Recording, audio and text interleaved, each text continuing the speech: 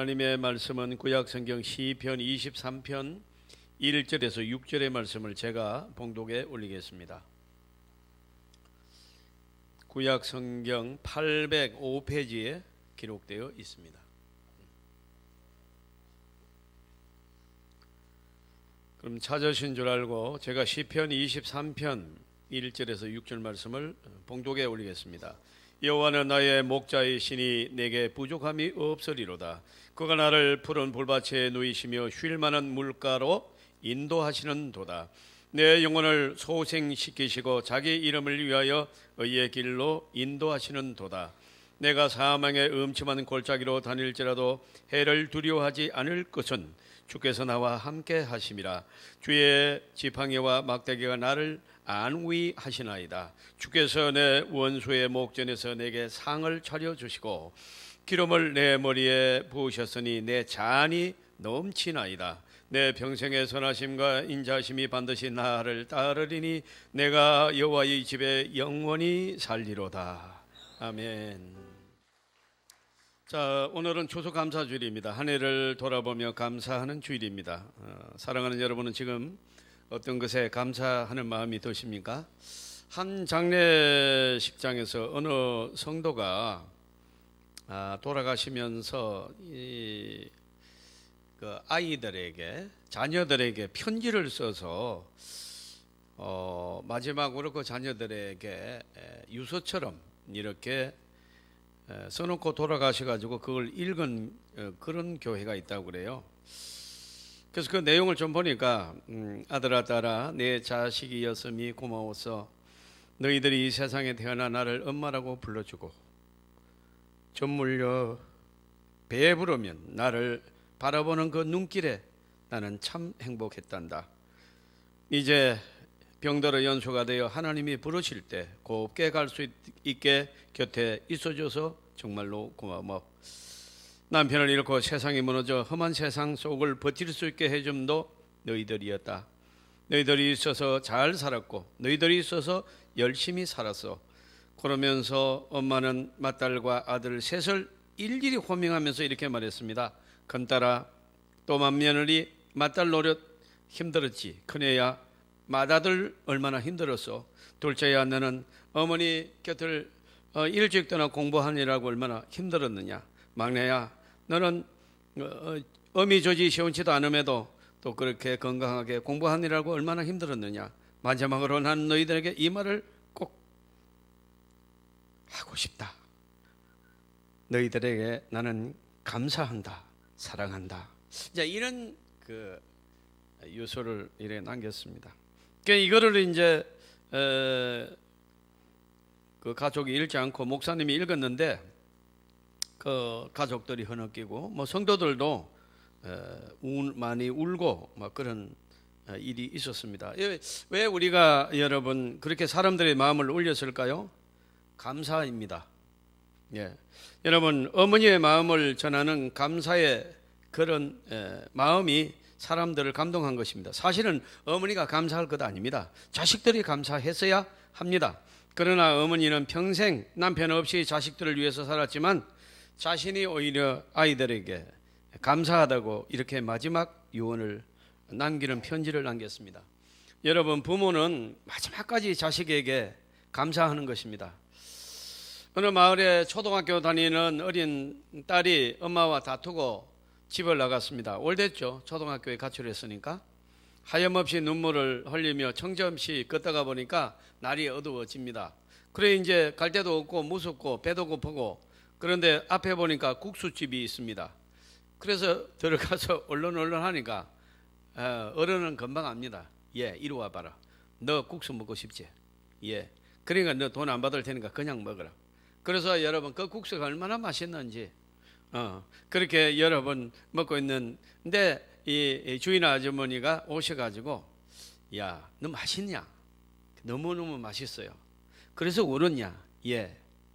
야, 너는 내가 국수 한 그릇 줬는데 그렇게 눈물 흘리며 감사하는데 네 엄마는 너를 지금까지 나와서 평생 너 먹여 살리고 빨래 해주고 뒷바라 해주고 그랬는데 너는 엄마에게 감사하다고 해본 적이 있느냐? 이렇게 물으니까 아이가 그때서 이 어린아이가 깨달고 그날 밤에 집으로 돌아갔다는 이야기입니다. 여러분 그렇습니다. 감사는 잊으면 아무것도 할 감사가 없고 하려고 하면은 너무나도 많은 것이 감사입니다. 여러분 우리가 이제 50대 이상 부모들에게 물어보니까 자식에게 가장 듣고 싶은 말이 무엇입니까? 물으니까 여러분 26%가 뭐라고 대답하는가 하면 어머니 아버지 감사합니다. 이거면 만족한다.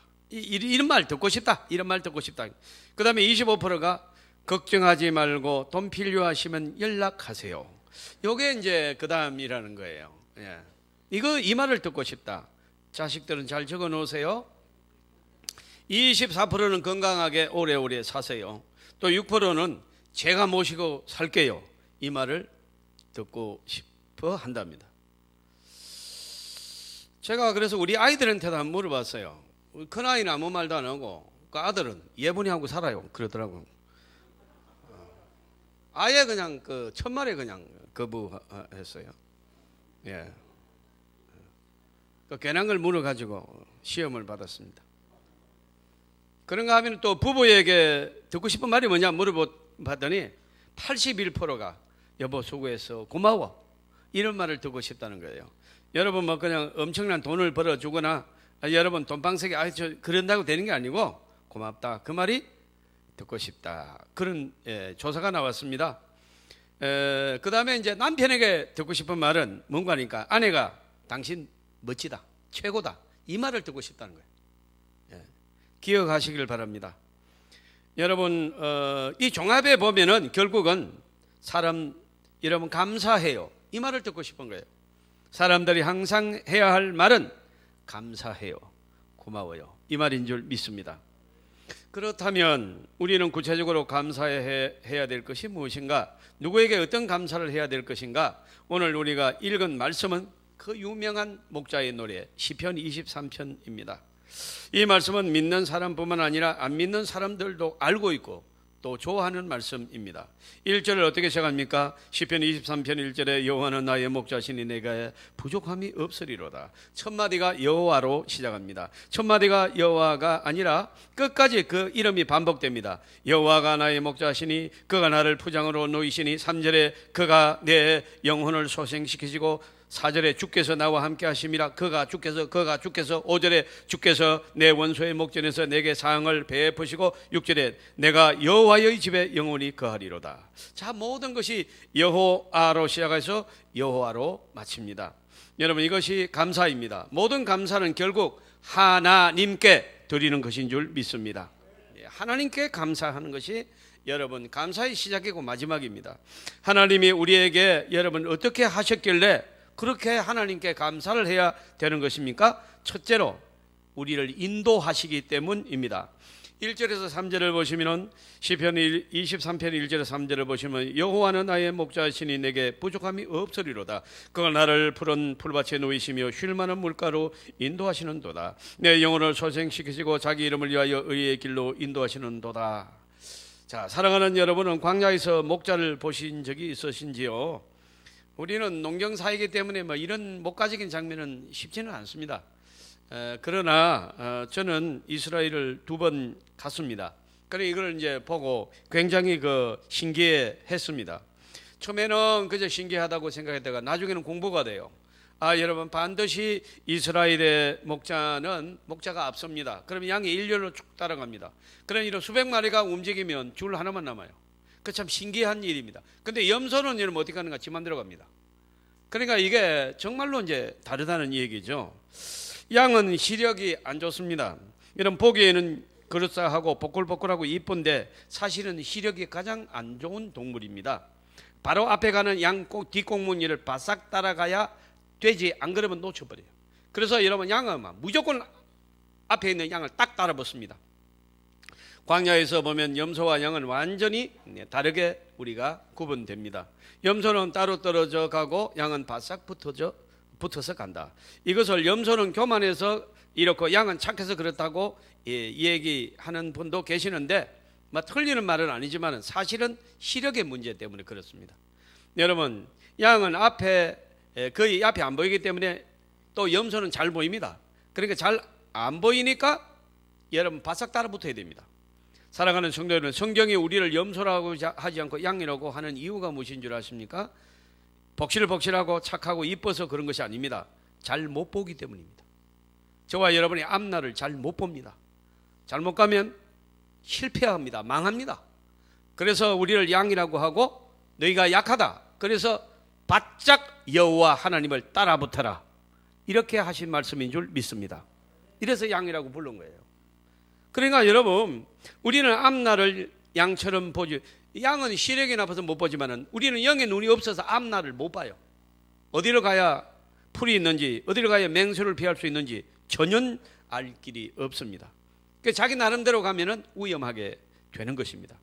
그래서 우리는 목자이신 하나님의 인도를 받아야 합니다. 우리는 스스로 가는 길을 좋아하지만 인도자가 없으면 사실은 한 발자국도 갈 수 없는 연약한 양과 같은 존재들이라고 성경은 말합니다. 요한복음 10장 3절에 4절에도 나옵니다. 문지기가 그를 위하여 문을 열고 양은 그 음성을 들을 때가 오나니 그가 자기 양의 이름을 각각 불러내어 인도하느니라. 자기 양을 다 내어놓은 후에 앞서가면 양들이 그 음성을 아는 거로 뒤따라오되, 저와 여러분도 똑같이 하나님의 말씀을 따라가면은 안전할 줄 믿습니다. 이것이 양이 살아가는 방법입니다. 자, 그러면 어떻게 인도합니까? 3절에 보면 자기 이름을 위하여 의의 길로 인도하는 도다. 여러분, 여기서 인도한다는 말이 중요합니다. 이 말을 이렇게 바꾸면 어떻겠습니까? 자기 이름을 위하여 의의 길로 내모는 도다. 좀 이상하죠? 내몬다. 자, 내모는 것과 인도하는 것은 같은 것이 아닙니다. 실제로 이스라엘 광야에서 두 종류의 사람이 있습니다. 한 사람은 양을 앞에서 이끄는 사람이고 또 한 사람은 양을 뒤에서 쫓는 사람도 있습니다. 뒤에서 양을 쫓는 사람은 그 사람은 장사꾼입니다. 양을 사가지고 팔려갈 때 양을 인도할 줄 몰라. 그래서 뒤에서 막 쫓아가 때려가지고 한쪽으로 몰아가지고 차기 싫어요. 근데 여러분, 양을 앞에서 이끄는 사람은 목자라고 부릅니다. 여러분, 뒤에 든 사람은 몽둥이를 들고 몰아가고 앞에 이끄는 사람은 지팡이를 들고 인도하여 가는 것입니다. 여러분, 이것을 리더십의 대가 존 맥스웰이 이렇게 말했습니다. 리더는 앞에서 이끌고 두목은 뒤에서 내몬다. 다른 것입니다, 여러분. 리더와 두목이 다른 것입니다. 앞에서 이끄는 사람은 자기가 몸소 삶으로 보여주며 따르게 합니다. 그러나 뒤에서 모으는 두목은 삶을 보여주지 않습니다. 소리만 지릅니다. 그리고 몽둥이로 때려서 몰아갑니다. 하나님은 장사꾼이 아니라 선한 목자이신 줄 믿습니다. 두목이 아닙니다. 리더입니다. 예수님을 통해서 몸소 보여주고 희생하면서 우리를 이끌고 오신 줄 믿습니다. 그런데 또 하나 중요한 것은 하나님은 우리를 인도하시되 의의 길로 인도하신다 하는 말씀입니다. 여러분, 하나님은 우리를 인도하시지만 아무 길이나 인도하지 않습니다. 앞에서 인도하되 빨리만 가게 하는 것이 아니라 올바른 길로 가게 한다, 이 뜻입니다. 여러분, 따라서 언제나 인생의 문제는 속도가 아니라 방향입니다. 여러분, 빨리 가는 거 우리나라 문화입니다. 빨리빨리. 그러니 여러분, 우리가 외국 가면 지금은 이게 세계에서 빨리빨리를 모르는 나라가 없어요. 한국 사람이 원체 많이 다니고 원체 빨리빨리만 가르쳐가지고 어디를 가면요 빨리빨리 됩니다. 빨리빨리 그래요. 빨리빨리 다 알아요. 근데 여러분, 나쁜 길로 가면은 빨리빨리 가면 빨리 망합니다. 빨리빨리가 좋긴 좋습니다. 근데 옳은 길로 빨리 가야 될 줄로 믿습니다.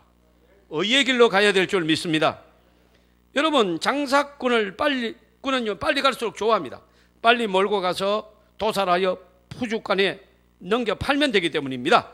그러나 목자는 그렇지 않습니다. 늦게 가더라도 올바르게 안전하게 인도하는 줄 믿습니다.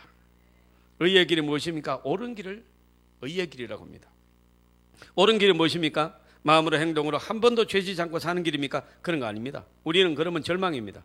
한시도 우리는요, 잘한다고 하나 지내놓고 나면 다 죄를 지은 거예요. 말을 뭐 어떻게 해본다고 해봤는데 그만 상처를 받고, 정말로 여러분 사람 대하기가 무서울 정도로 우리가 여러분 연약하고 지혜도 없습니다. 그런데 여러분 로마서 3장 21절에 해답이 있습니다. 이제는 율법 외에 하나님의 한 의가 나타났으니 율법과 선지자들에게 전가하는 바는 받은 것이니라. 22절에 곧 그리스도 예수를 믿음으로 말미암아 모든 믿는 자에게 미치는 하나님의 의가 차별이 없느니라. 여러분 저와 여러분에게 하나님의 의가 나타났다, 이 말은 우리가 의가 없습니다. 인간은 의를 가진 자도 아니고 의를 만들 수도 없습니다. 오직 의는 하나님께만 있는 줄 믿습니다. 이 죄악 많은 저와 여러분에게 내주하여 성령이 의로 나타나서 우리를 옳게 행동하게끔 인도하고 계시는 줄 믿습니다. 이것이 하나님의 속성입니다. 이제는 하나님의 한 의가 나타났으니, 자, 우리에게 한 의가 나타났다는 것입니다. 예수 믿고 나서 얼마나 여러분 감동적인 일을 많이 하는 사람이 많은지 몰라요. 평생을 선교지에 가서 희생하는 사람도 있고, 평생을 노인들 뒷바라지 하는 사람도 있고, 여러분 남이 버린 부모를 평생에 모시고 이런 목욕시키고, 여러분 음식을 제공하고, 의사들 불러서 치료, 그런 목사님도 계시고, 여러분 평생을 여러분 돈 버는 것을 여러분 전부 다 사회복지에 환원하고, 지금 신형균이라는 영균입니까? 예. 그 영화 배우도 이제 자기 생을 마감하면서 500억을 사회에 환원해 버렸어요. 그리고 그가 뭐라고 마지막에 말했습니까? 분명히 말했습니다. 내가 죽고들랑 나의 간에 뭐 하나만 넣어달라고 그랬습니다. 뭐 넣으려고 했습니까? 성경책 하나만 넣어달라고. 자, 하나님의 영광 받으신 줄 믿습니다. 얼마나 아름다운 일입니까, 여러분? 실바로. 그래서 여러분, 자, 그런 것이 나는 그 뉴스를 보면서 하나님이 이분을 의의 길로 인도하셨구나, 저와 여러분도 의의 길로 인도하고 계시는 줄 믿습니다. 그 다음에는 여러분 지켜주시기 때문에 감사합니다. 우리가 감사한 것은 또 하나님이 지켜주심 때문이다. 하나님은 우리에게 어떤 은혜를 주십니까? 4절을 보시면요, 시편 23편 4절에 내가 사망의 음침한 골짜기로 다닐지라도 해를 두려워하지 않을 것은 주께서 나와 함께 하심이라. 주의 지팡이와 막대기가 나를 안위하시나이다. 우리를 인도하신 하나님이 우리에게 사망의 음침한 골짜기로 다니게 한다는 말이 무엇인가 하니까, 이 얼핏 보면 왜 우리를 사망의 음침한 골짜기로 인도했을까? 안전한 대로 옳은 대로 인도한다며. 여러분, 우리를 인도하실 바에는 그냥 주님 좋은 길로만 그렇게 인도하면 얼마나 좋을까요? 그런데 생명의 길, 사는 길, 의의 길로 인도한다면서 사망의 골짜기는 왜 피하지 못하게 하십니까? 불평이 있을 수 있습니다. 이것을 우리는 먼저 이스라엘의 지리적 현장에서 살펴봐야 합니다. 여러분, 성경에 쓰여진 이스라엘은 산과 골짜기의 땅입니다. 성경이 이렇게 나옵니다. 신명기 11장 11절에 보면 너희가 건너가서 차지할 땅은 산과 골짜기가 있어서 하늘에서 내리는 비를 흡수하는 땅이요. 이스라엘은 작은 나라인데 산과 골짜기로 주름 잡혀 있는 곳이 이스라엘입니다. 여러분, 우리나라 이 김제평야, 우리 가까이는 김해평야, 또 여러분 우리는 그 평야가 많아요. 그 산도 많지만은 농사를 지을 수 있는 끝없이 펼쳐진 평야가 많은데, 이스라엘은 단 한 군데도 평야를 찾아볼 수가 없습니다. 지리적으로 산과 골짜기와 이 사막밖에 없습니다. 산이 높으면 골짜기도 깊은 것이지요. 우리는 위로부터 백도산보다 높은 여러분 헐몬산이 이스라엘의 북쪽에 위치하고 있습니다. 이 헐몬산은 또 영하권에 있어가지고 이 사계절 여러분 얼음이 녹지 않아요. 이러면 설산입니다. 참 희한해요. 그 조그마한 나라에 그 산 옆에 움푹 꺼진 골짜기가 이스라엘 북쪽 지역이고, 그 다음에 그 복판에 갈릴리 바다가 있는 것입니다. 갈릴리 호수라고도 하고 원체 그것을 바다라고도 표현하는데 사실은 바다 아닙니다. 근데 이제 서쪽으로 가면 갈멜산이 있고 사마리아 산지가 계속되다가 예루살렘으로 들어오면은 감난산, 성전산, 시온산이 예루살렘에 있습니다. 그 다음에 이제 감남산 옆에 있는 골짜기가 그 유명한 기드온 골짜기요, 시온산 옆에 있는 골짜기가 흰놈의 골짜기입니다. 여러분, 산과 골짜기는 계속되어 남쪽으로 내려가면서 네게브 사막, 바란 광야, 수많은 산과 골짜기가 연결되어 있습니다. 왜 이렇게 이스라엘은 산과 골짜기가 많은가? 이스라엘은 하나님이 성경을 위해서 성경을 기록하기 위하여 보여주인 표본적인 땅이기 때문에 마치 무대와도 같습니다. 모델입니다. 그러니까 이런 무대는 클 필요도 없고 표본성과 상징성만 가지고만 되는데, 이스라엘은 그 적은 나라 경상남북도밖에 안 되는데 헐몬산 북쪽에 가면 설산, 얼음이 녹지 않는 그런 산도 있고요. 또 내려오면서 제가 말한 대로 갈릴리를 중심으로 해서 모든 산과 골짜기들이 연결되고 사막들이 연결되면서 마치 하나의 인생 사는 무대를 보는 것 같은 그러한 느낌을 가지는 표본성과 상징성을 가지고 있다 이것입니다. 성경의 무대인 이스라엘이 산과 골짜기로 되어 있다는 것은 무엇을 의미합니까? 그것이 하나님의 백성들이 이 땅에서 살아가는 방법입니다. 여러분, 이 세상에서 성도로 살아가는 것은 산과 골짜기를 여러분 통과해야 되고, 때로는 여러분 비바람을 통과해야 되고, 때로는 사막을 통과해야 되고, 때로는 여러분 이제 태풍을 통과해야 되는 것입니다. 인생은 평탄한 길을, 꽃길을 그냥 노래 부르면서 가는 소풍이 아닌 것입니다. 여러분, 지금까지 사시면서 얼마나 많은 눈물 흘리며 기도하셨습니까? 그러면 끝난 줄 알았는데 자식 문제가 끝까지 나를 붙잡고 늘어집니다. 사업이 좀 잘 됐으면 좋겠는데 이것이 만만치 않습니다. 여러분, 먹고 살만 하니까 건강에 문제가 왔습니다. 사망의 음침한 골짜기입니다. 여러분, 이스라엘을 보듯이 우리가 살아가는 모든 그 삶의 무대가 이렇게 여러분 어려움 골짜기들이 산재해 있는 것입니다. 사랑하는 여러분, 골짜기는 사실은 무섭지만 거기 가면 물이 있고 꽃이 있습니다. 물과 꽃은 높은 산에 있는 것이 아닙니다. 골짜기에 있습니다. 인생을 살면서 가장 힘든 곳도 골짜기지만 가장 은혜 받는 것도 골짜기인 줄 믿습니다. 여러분, 골짜기를 통과하면서, 질병의 골짜기를 통과하면서, 근심과 공포의 골짜기를 통과하면서, 남에게 말 못한 그 서러운 골짜기를 통과하면서 은혜를 받을 줄 믿습니다. 하나님을 만날 줄 믿습니다. 무엇보다도 골짜기를 지나가면 평지가 나옵니다. 골짜기는 골짜기일 뿐 영원히 계속되는 골짜기는 없습니다. 골짜기는 통과하는 곳이지 사는 곳이 아닙니다. 그래서 여러분, 오늘 말씀 4절을 영어 성경에는 True, I walk through the valley of death. 여러분, 내가 비록 사망의 골짜기를 통과할지라도, 골짜기는 통과하는 것입니다. 살기 위해서 골짜기로 내려가는 사람이 없습니다. 여러분, 평지를 목표로 골짜기를 통과하는 것입니다. 환난이 왔습니까? 통과할 줄로 믿습니다. 절대로 영원한 골짜기는 없습니다. True, 통과하는 것입니다. 어떻습니까? 원래도 여러분 얼마나 많은 골짜기를 지나셨습니까? 눈물의 골짜기, 성경에 보면은 아예 눈물의 골짜기라고 합니다. 고통의 골짜기라고 합니다. 이스라엘은 고통의 병이 있습니다. 여러분, 우리는 외로운 정말로 고통의 밤들을 홀로 지새면서 얼마나 우셨습니까? 섬찟 놀라며 힘든 일이 얼마나 많았습니까? 밤이 그렇게 길 수가 없고 불면증이 그렇게 힘든 병이라는 것을 여러분 옛날에 모르고 살 때가 여러분 참 그립다, 그런 생각을 들 때가 얼마나 많습니까? 왜 그렇게 어둠의 터널이 긴지, 왜 나만 그렇게 고난을 당하는지 하나님께 묻고 또 묻고 싶지 않으십니까? 할 수만 있으면 이전을 내게서 멈춰달라고 절박하게 기도하는 분이 얼마나 많으십니까? 전라남도에 가면 소록도라고 있습니다.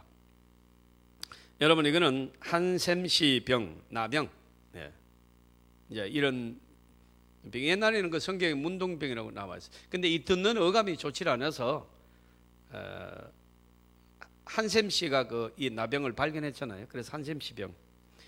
그 다음에는 이제 나병, 이렇게 통합니다. 한 번은 이 소록도 교회 목사님에게 한 노인이 찾아왔습니다. 저를 이곳에 살게 해줄 수 없습니까? 느닷없이 노인의 요청에 목사님이 매우 당황했습니다. 그리고 물었습니다. 아니, 노인께서는 정상인데 왜 굳이 나병 환자들과 같이 살려고 하십니까? 그렇게 물었더니 노인이 말합니다. 그에게는 10명의 자녀가 있었는데 그중 한 아이가 11살 때 나병에 걸린 것입니다. 발병 사실을 알고 이 아이를 정상적으로 키울 수도 없고 남들 보기에 무섭고 해서 이 아이를 나병자촌이 있다는 소록도로 데려다 주려고 그 아이를 데리고 아버지가 길을 나선 것입니다. 멀고도 먼 길을 찾아 배에서 내리자 눈썹 빠진 사람, 손가락 없는 사람 보자마자 자식을 차마 맡길 수 없어서 고민하다가 같이 죽자. 그리고 그 아이를 안고 바다에 뛰어들었다고 그래요. 그러니까 이 아이가 아버지는 사세요. 아버지가 왜 죽습니까? 제 혼자 죽겠습니다. 아버지 나가세요.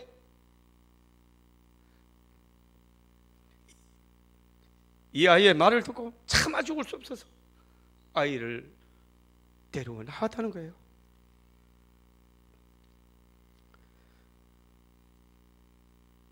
그리고 맡기고 돌아서는데 그 사이 9 자식들을 키우고 손자 손녀들도 얻었습니다. 그런데 이제 아버지가 나이 들고 병들어서 자식들하고 같이 살아야 도움을 받아야 될 정도로 연약해졌는데 9 자식이 아무도 모실 수가 없다고 선언한 것입니다. 그러다가 어느 날 소록도에 있는 자식 생각이 나서 그 아이를 만나보려고 오는데 아들이 멀리서 먼저 알아보고 달려와서 울면서 아버지 하고 껴안았다는 거예요. 그리고 말하기를 제가 여기 살면서 한 번도 아버지를 잊은 날이 없습니다. 아버지를 다시 만나게 해달라고 40년을 기도해 왔습니다. 그리고 말하기를 아버지 같이 살아요 이러더란 거예요. 그래서 아버지는 할 말을 잃고 눈물을 흘리면서 대답했다고 합니다. 이놈아 어째서 이 못난 애비를 기다렸느냐? 문둥병 걸렸다고 소력도에 내다 버린 이 애비를 왜 기다렸느냐? 그러자 아들이 말했습니다. 아버지 여기 와서 예수 믿게 되었고 예수님이 모든 것을 용서하셨으니 과거는 아무 문제가 없습니다. 제발 지금이라도 부모 없는 과 만들지 말고 저도 효도 한번 하게 아버지 여기서 살아요. 우선 보기에는 무섭게 보이지만 살아보면 다른 사람들과 똑같습니다. 아버지 제가 모실 수 있는 기회를 한번 주세요. 자, 이런 이 나병에 걸렸다고 버린 자식이 아버지를 모시겠다는 거예요.